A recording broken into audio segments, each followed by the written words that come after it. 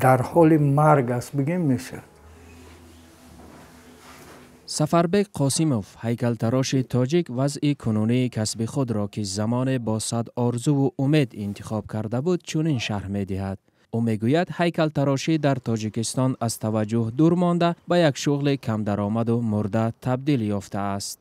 ما مردم هیکلتراش اینجا با حساب هستیم. ممکن 4-5 آدم باشیم.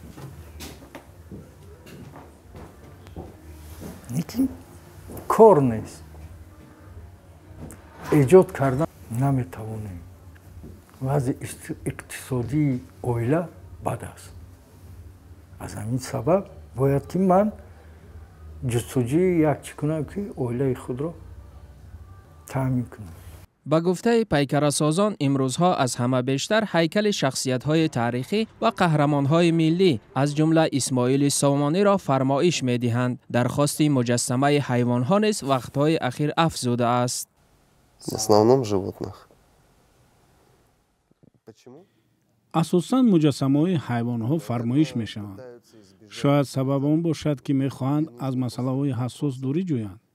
اما چیزهای جالبی که ساختن ممکن است خیلی زیادند. برای مثال قهرمان‌های تاریخی. Допустим, исторических героев. هیکلتراشان تاجیک میگویند اساساً چیزی را میسازند که درخواست می شود و مشتریان هم بیشتر نه به صفت کاری آنها بلکه به زود آماده شدن مجسمه و ارزان بودنش اهمیت می دهند.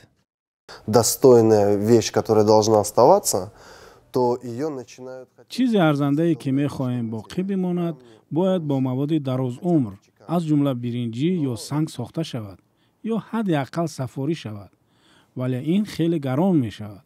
حالا که طلبات به مهلت انجام کار است و نصیفت، طبیعی است که مواد ارزان بتون انتخاب می‌شود. با بتون کار زود و هم ارزان خواهد بود.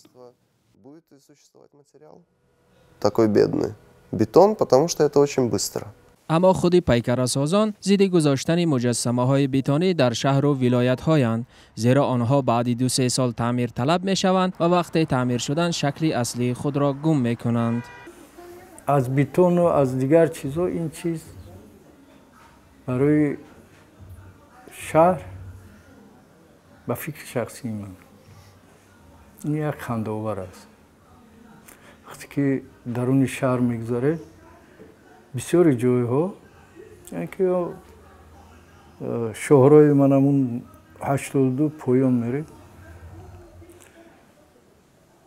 از همه بیتونه همش باید که راهبریت ولایت ها و رایون ها در این چیز باید اهمیت دهند. به نظر برخی از پیکرسازان قامت افراختن مجسمه های بی‌صفت و کوتاه عمر در شهر و نواحی کشور سبب های دیگر نیز دارد. هر کسی میخواد یک هیکل مثل میماند بدون آزمون، بدون قبول کردن اون از طرف متخصصان.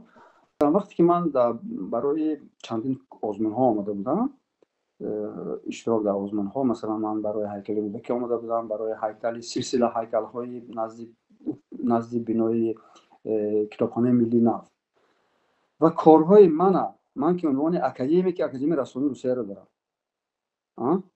در سطح پروفسیونالی، مثلا من دانشگاه عالی خواندم و عنوان اکادمیکی هم دارم. با کارهای من یک ختم کرده آموزشگاه رسانه بها میداده است، یعنی که او رئیس کمیسیون بوده است. نانوتکنولوژیا، پرینتر سه بعده و هوش مصنوعی از رقیبان دیگر پیکرسازانند که بازار آنها را میشکنند. اما امری امینوف میگوید با وجود این نیاز به هیکل تراشان کسبی از بین نخواهد رفت. هیکل که باید هیکل تراش سازد. شما چه خیلی میتونید مثلا همین تلفن یک دیزاینر ساخته است. اگر همین نساخته باشد پس او چی طور او را کپی میکنه، مثلا میزنه میبرد از سنگ سنی و از مثلا پلاستیک فلان. برای همین نیاز به هیکل روش همیشه هست، به هیکل عالی، به هیکل خیلی با عالی قدر، یعنی که در سطح بالای پروفسیونالی ساخته شده.